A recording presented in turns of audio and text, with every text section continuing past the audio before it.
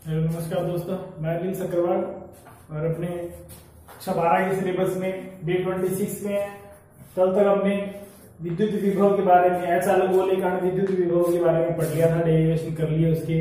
अब हम उससे संबंधित एक न्यूमेरिकल करेंगे, उसके बाद में फिर आगे के टॉपिक की बात करेंगे। तो उसमें हमने सोल्व किया था गोलीय कोष को भी हमने सोल्व कर लिया और अचालक को। कोष का मतलब खोखला गोला है, अचालक का मतलब ठोस गोला है। तो ठोस गोले के अंदर भी विभव होता है, वो डिस्टेंस पे डिपेंड करता है कि अंदर से कितनी दूरी है, और बाहर जो है वो गोलीय कोष और ठोस गोले के लिए चालक अचालक के लिए समान रहता है, सतह पर भी समान रहता है, दोनों में सिमिलर वैल्यूज रहती है Q/R। लेकिन अंदर जब लेते हैं विभव तो गोलीय कोष है उसके लिए उतना ही होता है जितना सतह पर होता है, चाहे अंदर हम केंद्र के पास देखें, केंद्र पर देखें या सतह से थोड़ा सा अंदर देखें, कहीं पर भी देखें, केंद्र और सतह के बीच में हर बिंदु पर विभव का मान उतना ही होता है जितना सतह पर होता है। जबकि ठोस के अंदर क्या होता है, केंद्र पर सर्वाधिक होता है, धीरे धीरे कम होता है और फिर सतह पर आता है, सतह से फिर बाहर और कम होता है। तो उसके लिए हमने फॉर्मूला डेराइव कर लिया था। ये फॉर्मूला डेराइव किया था अंदर के लिए 1/4πε0 Q/2R 3 - R²/R²। कैपिटल आर गोले की त्रिज्या है, स्मॉल आर जो है वो उस बिंदु की दूरी है जहां पर हमें विभव का मान ज्ञात करना है। अपने पास क्वेश्चन क्या है, हमें एक 10 सेंटीमीटर त्रिज्या के एक ठोस अचालक गोला दिया गया है, उसे आवेशित किया गया 3.2 × 10⁻19 कूलम से आवेशित किया जाता है। तो गोले के केंद्र से दूरी दी जाएगी हमेशा, केंद्र से 14 सेंटीमीटर की दूरी पर, 10 सेंटीमीटर की दूरी पर और फिर 4 सेंटीमीटर की दूरी पर। 3 स्थितियां दे रखी है। त्रिज्या अपने कितनी दे रखी है, 10 सेंटीमीटर। तो 14 सेंटीमीटर देखेंगे तो कहां पहुंच गए, गोले के बाहर ज्ञात करना है। तो बाहर वाला फॉर्मूला V = KQ/R। K का मतलब 1/4πε0 और K का मान क्या होता है 9 × 10⁹। 10 सेंटीमीटर ही त्रिज्या है और 10 सेंटीमीटर ही पूछा है, इसका मतलब कहां पर आ गया ये बिंदु, सतह पर त्रिज्या और जो बिंदु की दूरी है वो दोनों बराबर हो जाती है। तो स्मॉल r = कैपिटल R होता है यहाँ। तो वही फॉर्मूला यहाँ काम आएगा। फिर अंदर याद करना है, तो अंदर 4 सेंटीमीटर है, 4 सेंटीमीटर कहां हो गया, 10 सेंटीमीटर की त्रिज्या, 4 सेंटीमीटर त्रिज्या यानी सतह और केंद्र के बीच में अंदर का भाग हो गया। अंदर याद करना है तो उसके लिए अचालक दे रखा है हमें, ध्यान रखना। अगर ये चालक दे देंगे तो इसको सोल्व कभी नहीं करना है, जितना सतह का उत्तर आएगा वही इसका मान होगा। ज्यादातर अचालक जो है वो शॉर्ट क्वेश्चन में चालक जो है वो शॉर्ट क्वेश्चन में दे दिया जाता है। अब इसको सोल्व करते हैं। इस फॉर्मूले में वैल्यू रखनी है कि हमें देखो आवेश का मान कूलम में दिया गया, चेंज करने की जरूरत नहीं है, ठीक है। दूरी हमें सारी सेंटीमीटर में दे रखी है तो इसको मीटर में बदलना पड़ेगा। यहाँ ज्ञात करना है तो यहाँ R का मान कितना है 14 सेंटीमीटर, इसको लिख सकते हैं 14 × 10⁻² मीटर। वैल्यू पुट कर दो, Q का मान है ही एज इट इज 3.2 × 10⁻19 कूलम। तो V की वैल्यू आ जाएगी, K का मान कितना होता है 9 × 10⁻9 होता है, ठीक है। और ये सारी वैल्यू पुट कर दो यहाँ, 9 × 10⁻9 इंटू Q की वैल्यू है 3.2 × 10⁻19, R की वैल्यू है 14 × 10⁻2। इसे आप सोल्व कर लें, जो भी आंसर आएगा वो हमें पता चल जाएगा। इसके बाद 10 सेंटीमीटर की बात करें तो यहाँ पर क्या करना है, 14 की जगह 10 रखना है, बस और कुछ नहीं करना।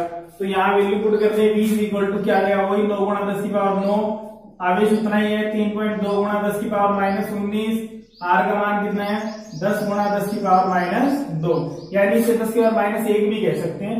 ये ऊपर चला जाएगा, इनका मल्टीप्लाई करके सोल्व कर लो जो भी आंसर है।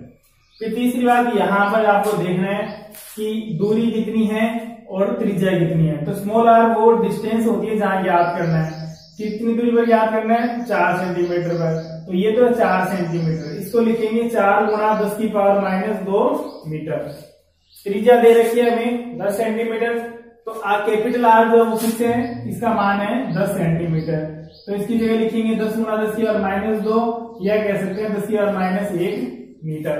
ये सारी वैल्यूज पुट कर दो तो V = आ गया 9 × 10⁻9।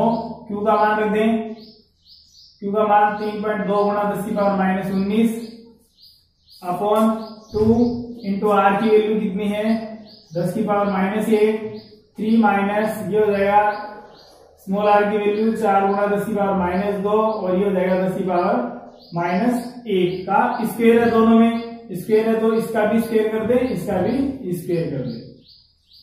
बस अभी से भी आप सिंप्लीफाई कर लो, कैलकुलेशन में आप टाइम वेस्ट नहीं करेंगे, जो भी गुणा भाग करने हैं वो आप करके उसका आंसर निकाल लें। अब हम आगे बात करते हैं। नेक्स्ट टॉपिक है आवेशों के निकाय की स्थिति ऊर्जा। एक बात तो इसमें ये ध्यान रखिए कि निकाय वर्ड यूज किया गया सिस्टम ऑफ चार्जेस, यानी कहीं पर आवेश अगर 2, 3, 4, 5 n जितने भी उपस्थित हैं तो वहां हम एक आवेश की या 2 आवेश की अलग से स्थिति ऊर्जा नहीं निकाल सकते पूरे सिस्टम की। इसीलिए इसको सिस्टम वर्ड यूज किया जाता है कि वहां जो स्थिति ऊर्जा निकलेगी वो जितने आवेश है सबकी मिलाकर पूरे ग्रुप की, समूह की निकलेगी। इसलिए वो समूह की या पूरे निकाय की या पूरे सिस्टम की स्थिति ऊर्जा कहते हैं। अब आगे बात स्थिति ऊर्जा है क्या। कोई भी आवेश है, ये हम पहले पढ़ चुके हैं कि कोई भी आवेश है उसको अगर हम लेके आते हैं विद्युत क्षेत्र में तो विद्युत क्षेत्र उस पर विद्युत बल F = QE अप्लाई करता है। हमें उसके अपोजिट मूव करना पड़ता है, तो हमें उसके अपोजिट वर्क करना पड़ता है, कार्य करना पड़ता है। जो प्रतिइकाई आवेश कार्य होता है उसको अपने विभव कहते हैं, लेकिन यहाँ जो कुल कार्य होता है किसी भी आवेश को विद्युत क्षेत्र में लाने पर किया गया कुल कार्य उसे ही क्या कहते हैं, स्थिति ऊर्जा। यानी पहले भी हम ये बात कर चुके हैं, 3-4 बार और भी सोल्व करेंगे ऊर्जा जहां भी निकालेंगे। तो जब भी आपको ऊर्जा सोल्व करनी है हमेशा सबके केवल एक ही बात निकालनी है, वो है कार्य। अब अपने को ये देखना है कि कार्य किस हिसाब से हो रहा है, वहां किस तरीके से कार्य किया जा रहा है, उस तरीके से अपने फॉर्मूला लगा के उसके अंदर सोल्व कर देंगे। हर जगह कार्य का मतलब बल गुणा विस्थापन नहीं होगा, हालांकि हम उसके थ्रू यूज करते हुए पहुंच सकते हैं। जैसे हमने यहाँ W की जो वैल्यू है वो विभव के रूप में निकालेंगे तो V = W/Q है, तो W = क्या गया V × Q, जबकि ये जो डेफिनेशन है वो भी वहीं से आती है, उसी को हम यूज करते हुए सोल्व करते हैं। तो यहाँ विभव की परिभाषा यूज करेंगे W = V × Q, यानी सबसे सिंपल बात हमें ये यूज करनी है, V × Q जो है वो W है और वो ही किया गया कार्य है, और उसी कार्य को ही क्या लिखेंगे, स्थिति ऊर्जा लिखेंगे। इसी को हम U लिख दें या W लिख दें, एक ही बात है ये ऊर्जा जूल में होगी। अब इसको सोल्व करते हैं कि सिस्टम जो है वो किस तरह का हो सकता है, कितने आवेश उसके अंदर हो सकते हैं। तो हम एक से शुरू करते हैं कि एक आवेश है तो, 2 आवेश है तो, 3 है तो, 4 है तो, 5 है तो, सिमिलरिटी उसी तरीके से सोल्व कर लेते हैं। ज्यादातर अपने जो सिलेबस के अनुसार है वो 3 आवेशों तक का न्यूमेरिकल अपने को सिलेबस के अंदर दिया हुआ है, जो एग्जाम में पूछे जाते हैं वो है। तो हम सभी की बात कर लेते हैं क्या होगा। तो सबसे पहली बात तो इसकी परिभाषा है, किसी आवेश को विद्युत क्षेत्र में लाने पर किया गया कार्य आवेशों के निकाय की स्थिति ऊर्जा। ये बात ध्यान रखें कि निकाय की, सिस्टम की ही निकलेगी स्थिति ऊर्जा, अलग से एक आवेश की या 2 आवेश की निकालनी हो तो नहीं निकल सकती, वहां पूरे समूह की स्थिति ऊर्जा होगी। अब ये क्या लाने में किया गया कार्य।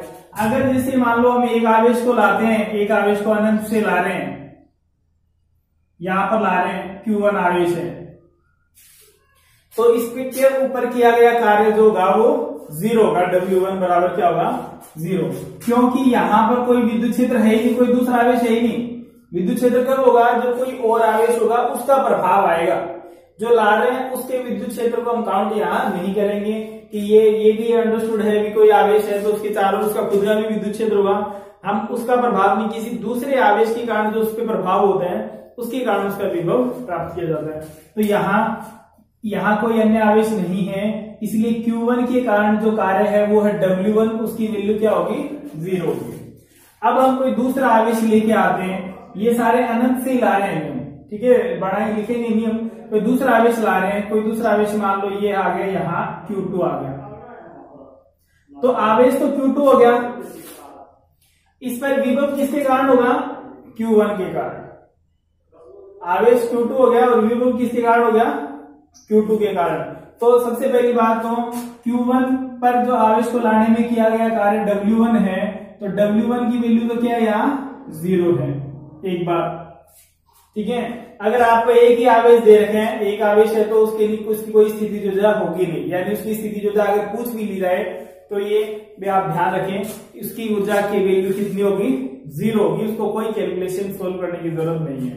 दूसरी बात, आप दूसरे आवेश को लेके आए, Q2 आवेश को अगर लाने में किया गया कार्य W2 है, तो W2 की वैल्यू क्या होगी V1, किसके कारण है? Q1 के कारण।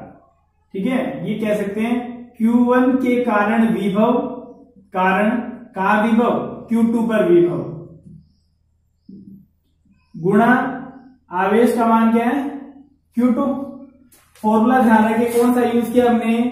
V is equal to W upon Q use किया है, तो W is equal to V into Q. बस आपको विभव को आवेश से गुणा करना है बस।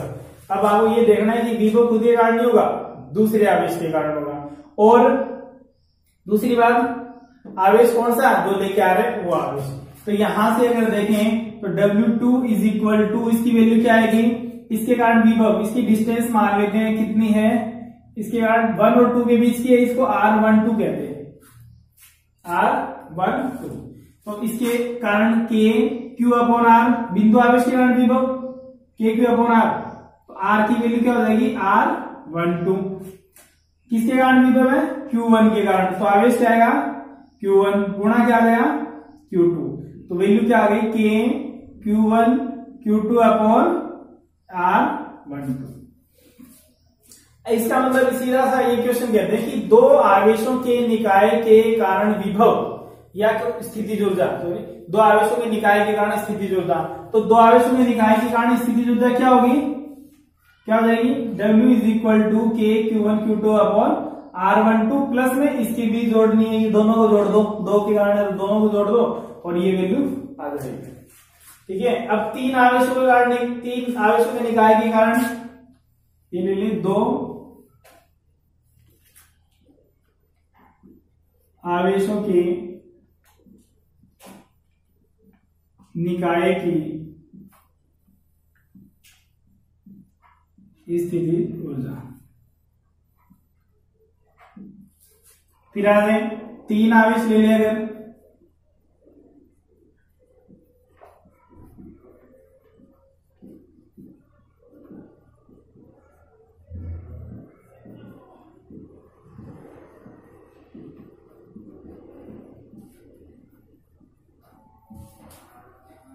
तो तीन आवेश, अभी तीसरा आवेश हो गया, थे यहां ये मान लेते हैं Q3 आवेश आ गए यहां, तो ये इसके बीच की डिस्टेंस ले लें, कितनी होगी? R13, 1 और 3 के बीच की। अब ये जब तीसरे आवेश को इसको हम लेके आ रहे हैं कहां से?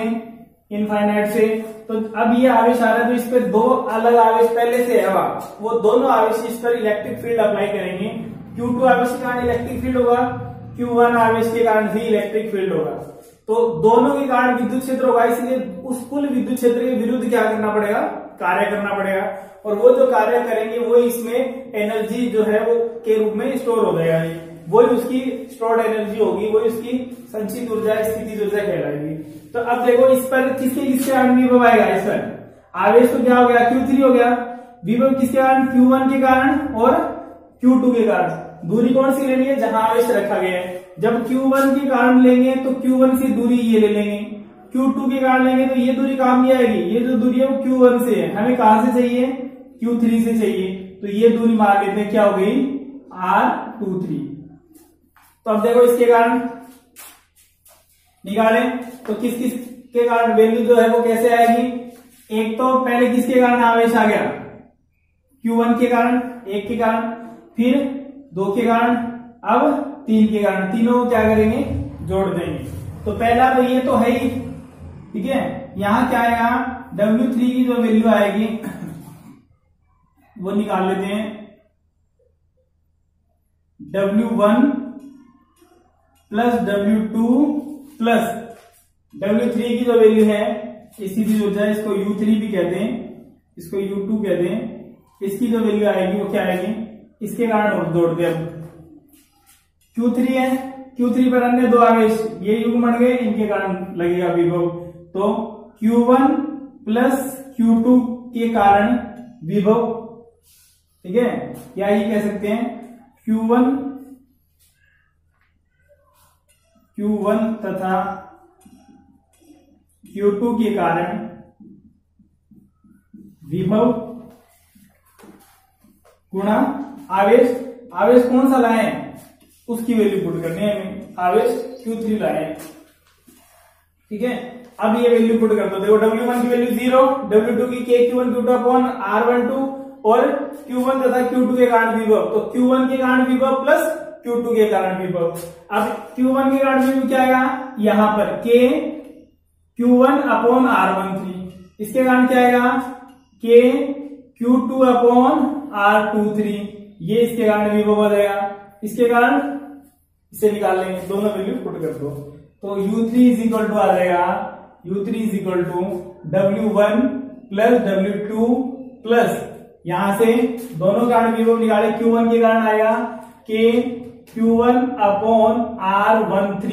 ये ध्यान रखना कौन से आवेश को लेके आ रहे हैं उसी से दूरी देखनी है, ये नहीं 1 की दूरी तो 2 से भी अपना ये नहीं देखनी, अब तीसरे आवेश को ला रहे हैं उसके कारण देखनी है, प्लस K और दूसरा आवेश है Q2 अपॉन R23 और गुणा किसे करना है Q3 से, तो मल्टीप्लाई कर दो और वैल्यू पुट कर दो, तो U3 इज इक्वल टू ये तो आ जाएगा 0, क्या आ जाएगा K Q1 Q2 upon R12 plus multiply कर दो K Q1 Q3 upon R13 plus K Q2 Q3 upon R23। ये इसका फॉर्मूला आ गया, 0 को छोड़ सकते हैं हम, तो ये फाइनल वैल्यू आ जाएगी ये इसका फॉर्मूला हो गया। अब सीधा आप ये देख सकते हैं कि जब तीन आवेशों का निकाय है, तीन आवेशों का निकाय, तो उसमें क्या करना है, दूसरा याद रखने का तरीका इसका कि जितने आवेश है उनका युग्म बना लो, कितने युग्म बनते हैं और उनके लिए सोल्व कर दो। जैसे एक आवेश है तो कोई युग्म बढ़ता ही नहीं है, दो आवेश है तो एक युग्म बन गया,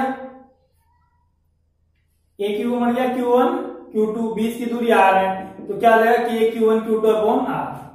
अब तीन आवेश है 1 2 3, Q1 Q2 और Q3, ये तीन बन गए, 1 और 2 के बीच की दूरी R12 मान ले, 2 और 3 के बीच की दूरी R23 मान ले, 1 और 3 के बीच की दूरी R13 मान ले।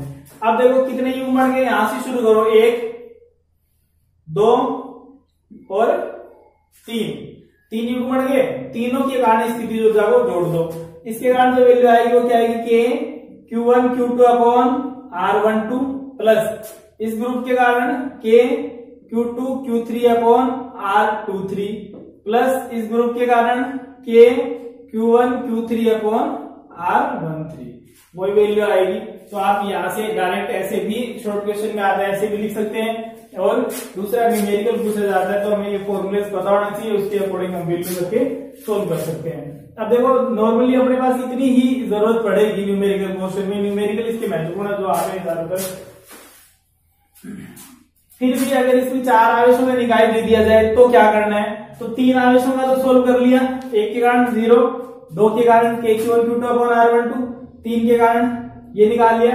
अब चौथे के कारण, अब चौथा आवेश और आ जाए यहाँ, मान लो क्या एक आवेश और ले आए यहाँ से, उसकी वैल्यू Q4 है, तो इतना तो पहले कर ही चुके हैं, वो तो एज इट इज है। अब क्या करना है, इस आवेश पर किस किस के कारण विभव आएगा, Q1 के कारण और Q2 के कारण और Q3 के कारण, ठीक है। तो ये डॉटेड लाइन से मिला रहा हूं मैं इसको, ये यहां से इसको सोल्व करोगे आप, इसकी दूरी ले लेते हैं अपने क्या, R1 और 4 के बीच की दूरी है, और 2 से देखें तो क्या हो जाएगी R24, और इसके बीच की दूरी देखें तो क्या हो जाएगी R34, यानी ये 3 वैल्यू के कारण विभव और आ जाएगा, वो भी इसके अंदर जोड़ देंगे। यानी यदि आवेशों का निकाय कितने, 4 आवेशों का निकाय हो तो उसको भी लिख लेते बड़े, वैसे जरूरत नहीं पड़ेगी 4 आवेशों के निकाय के लिए।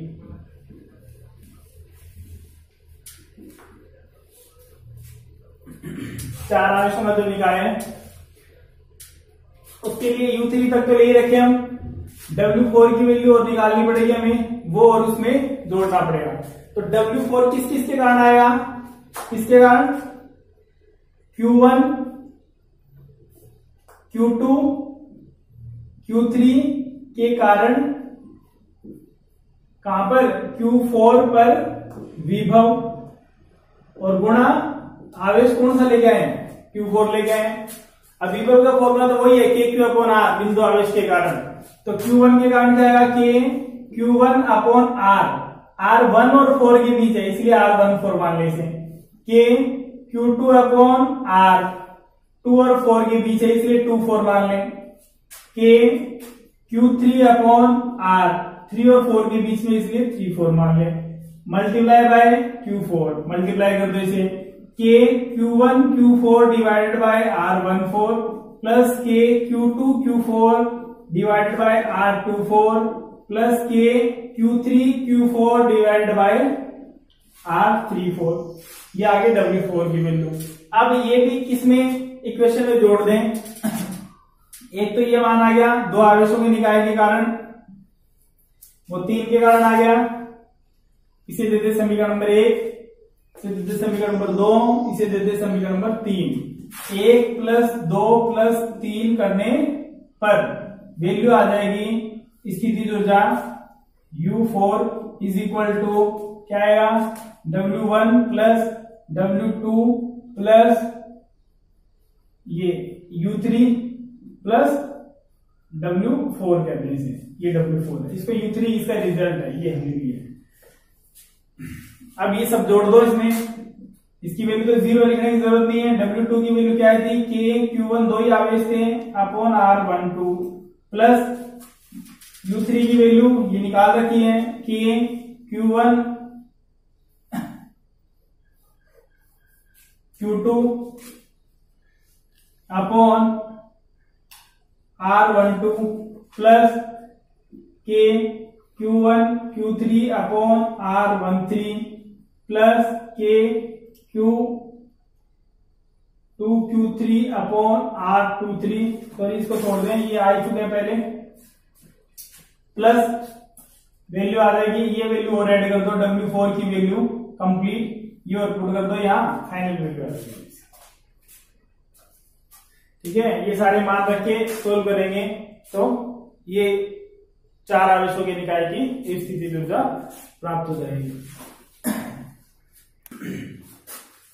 अब स्थितिज ऊर्जा की न्यूमेरिकल, पहला न्यूमेरिकल है 2 प्रोटॉन 6 गुणा 10 की पावर माइनस 15 मीटर की दूरी पर रखे गए हैं। इन प्रोटॉनों की अन्योन्य स्थितिज विद्युत स्थितिज ऊर्जा का मान इलेक्ट्रॉन वोल्ट में ज्ञात कीजिए। ईवी का मतलब है इलेक्ट्रॉन वोल्ट। इलेक्ट्रॉन वोल्ट जो है वो भी ऊर्जा का ही मात्रक है, जैसे जूल मात्रक है वैसे जूल बड़ा मात्रक है, इलेक्ट्रॉन वोल्ट छोटा मात्रक है। जब इलेक्ट्रॉन प्रोटॉन न्यूट्रॉन इनकी बातें की जाती है तो इनका द्रव्यमान बहुत कम होता है, इसलिए इनकी एनर्जी भी कम होती है, तो उस एनर्जी को इलेक्ट्रॉन वोल्ट में ही देते हैं। मॉडर्न फिजिक्स में जब हम सेकंड पार्ट में करेंगे तो उसमें भी पूरी सारी जो वैल्यूज है वो नॉर्मली इलेक्ट्रॉन वोल्ट में ही यूज की जाती है। लेकिन जब भी अगर वैल्यू इलेक्ट्रॉन वोल्ट में दी है, हमें क्वेश्चन में यूज करना है, वैल्यू पुट करनी है, तो ये इसकी ऐसा यूनिट नहीं है, इसलिए पहले इसको जूल में कन्वर्ट करना पड़ेगा। तो एक बात तो ये ध्यान रखें आप इसमें, ई का जो मान है वो होता है 1.6 गुणा इलेक्ट्रॉन का चार्ज माइनस 19। ठीक है, ये वैल्यू रख देते हैं और तो ये मान किस में चेंज हो जाता है, जूल में चेंज हो जाता है। यानी अगर आपको इलेक्ट्रॉन वोल्ट में दिया गया है मान और उसको जूल में कन्वर्ट करना है तो आप ई का मान रख दो, यानी इसे गुणा कर दो। और जूल में है इलेक्ट्रॉन वोल्ट में प्राप्त करना है तो इसको क्या करो, दूसरी तरफ ले जाओ तो डिवाइड में चला जाएगा। 1.6 इंटू 10⁻⁻19 का डिवाइड कर दो, जूल से वैल्यू कन्वर्ट हो जाएगी इलेक्ट्रॉन वोल्ट में। ये काम तभी करना है जब आपको कहा जाए तभी डिवाइड करना है। क्वेश्चन में अगर वैल्यू दे दी जाती है आवर्ती फॉर्म में E=hν, ये प्लांक्स थ्योरी, उसके अंदर काफी हम इसका यूज करने वाले हैं, तो वहां आपको ये जो वैल्यू इलेक्ट्रॉन वोल्ट में दी जाएगी ज्यादातर, तब आपको उसको पहले कन्वर्ट करना पड़ेगा जूल में। जूल ऐसा यूनिट है। अब इसको सोल्व करते हैं। 2 प्रोटॉन, जब ऐसी बात दे देंगे प्रोटॉन इलेक्ट्रॉन, तो आपको वहां आवेशों के मान नहीं दिए जाएंगे, क्योंकि फिक्स है, पता है प्रोटॉन और न्यूट्रॉन दोनों, प्रोटॉन और इलेक्ट्रॉन के जो आवेश है वो 1.6 गुणा 10⁻⁻19 कूलाम होते हैं। तो इसका आवेश का जो मान है वो कितना है, यहाँ सोल्यूशन कर लेंगे हम। Q1 और Q2 दोनों ही बराबर है, दोनों का मान है 1.6 गुणा 10⁻⁻19 कूलाम। बीच की दूरी आपको दे दी, मीटर में दे रखी है, कन्वर्ट करने की भी जरूरत नहीं है। अब आवेश कितने हो गए, 2 हो गए, तो 2 आवेशों की निकाय की ऊर्जा लगानी है हमें, क्या, U = K Q1 Q2 upon R12। 1 और 2 के बीच की दूरी सीधा R भी लिख सकते हैं यहाँ, तो मान रख दो इनका। K का मान 9 गुणा 10⁻9, सोल्व कर लेना आप इसे, कैलकुलेशन है, दोनों मान वही आएंगे 1.6 गुणा 10⁻⁻19। यहाँ पर भी 1.6 गुणा 10⁻⁻19 डिवाइडेड बाय R। R की वैल्यू कितनी है, 6 गुणा 10⁻⁻15। सोल्व करने के बाद जो भी आंसर आएगा वो किस में आएगा, ये बात ध्यान रखना, वो जूल में आएगा एक बार। अब आपको U का मान किस में निकालना है, इलेक्ट्रॉन वोल्ट में। तो आपको जो भी आपके पास आंसर आ गया यहाँ उसमें डिवाइड कर दो 1.6 इंटू 10⁻⁻⁹। और एक बात और कि आप इसको कैलकुलेट मत करो पहले, जब आपको कही रखा है कि इलेक्ट्रॉन वोल्ट में याद करना है तो 1.6 इंटू 10⁻⁹ का डिवाइड तो करना ही है। तो इस पूरी वैल्यू को बिना सोल्व किए आप यहाँ रख दें, यहाँ रख देंगे तो 1.6 इंटू 10⁻⁹ से ये कैंसिल हो जाएगा, तो एक मल्टीप्लाई क्या करना पड़ेगा, कम करना पड़ेगा।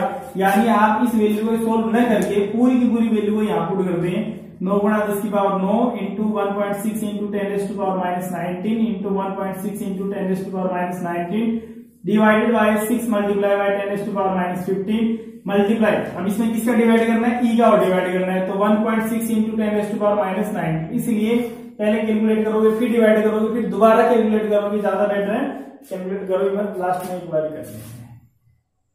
ठीक है, अब नेक्स्ट ये क्वेश्चन इसका इंपॉर्टेंट है, ये क्वेश्चन बोर्ड एग्जाम में इस तरह के क्वेश्चन पूछे जाते हैं, आ सकता है ये। इसमें क्या दे रखे हैं, आवेशों में पारस्परिक स्थिति ऊर्जा का मान ज्ञात कीजिए, जो चित्र में दिए गए हैं। चित्र में एक त्रिभुज बना हुआ है, त्रिभुज में देखो तीनों साइड पे ए लिखा है, तो इसका मतलब क्या है, ये समबाहु त्रिभुज है, तीनों भुजाएं इसकी बराबर है। ए का मान हमें दे रखा है 0.1 मीटर है और आवेश रखे हैं क्यू की फॉर्म में, और क्यू का मान हमें दे रखा है -4Q है, +Q है, +2Q है। तो आप जब क्वेश्चन सोल्व कर रहे हैं क्यू की फॉर्म में दे रखे हैं, तो आप भी से किसकी फॉर्म में, क्यू की फॉर्म में सोल्व कर लें, लास्ट में क्यू का मान एक ही बार रखना पड़ेगा। तो अगर आपको ये इस तरह से दिया जाता है तो क्वेश्चन की कैलकुलेशन को आसान करने के लिए दिया गया है कि आप इतने ज्यादा मल्टीप्लाई और डिवाइडेशन में न उलझे रहे, इसलिए आप इसको अगर थोड़ा सा ध्यान से सोल्व करेंगे तो बिना वैल्यू रखे सोल्व कर लेंगे और लास्ट में एक ही बार वैल्यू रख देंगे, वरना पहले वैल्यू रख दोगे तो कैलकुलेशन इतनी ज्यादा हो जाएगी तो गलती होने की संभावना ही ज्यादा होगी। इसलिए यहां से सोल्व करते हैं। सबसे पहली बात तो 3 आवेशों की निकाय की स्थिति ऊर्जा में निकालनी है, तो 3 आवेशों में 3 ग्रुप बना लो, 1 2 और 3, उसके अनुसार फॉर्मूला बना लो, याद रखने की जरूरत ही नहीं है। देखो K Q1 Q2 upon R12 पहला दूसरा और उनके बीच की दूरी, फिर K Q2 Q3 upon R23 दूसरा तीसरा, अब तीसरा और पहला K Q3 Q1 upon R31 लिख दो या 13 लिख दो, एक ही बात है। अब देखो कहीं से भी शुरू हो जाओ आप इसमें, वो भी कोई फर्क नहीं पड़ता। आप इसे Q1 मान ले तो ये Q2 हो जाएगा, या इसको Q2 मान लें तो ये किधर से भी चल लो, क्लॉकवाइज या एंटी क्लॉकवाइज, उससे कोई फर्क नहीं पड़ेगा। ये Q2 हो जाएगा और ये Q3 हो जाएगा।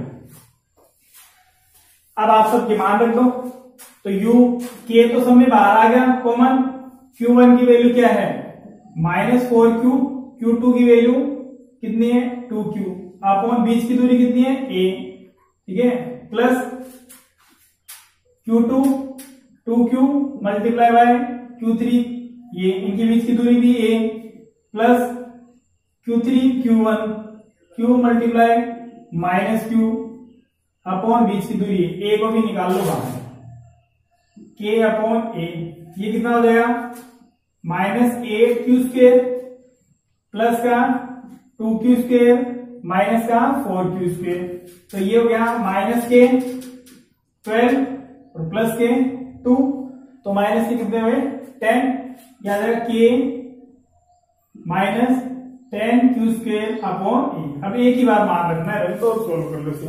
K की वैल्यू क्या है -9 गुणा 10 की पावर 9 10 एज इट इज।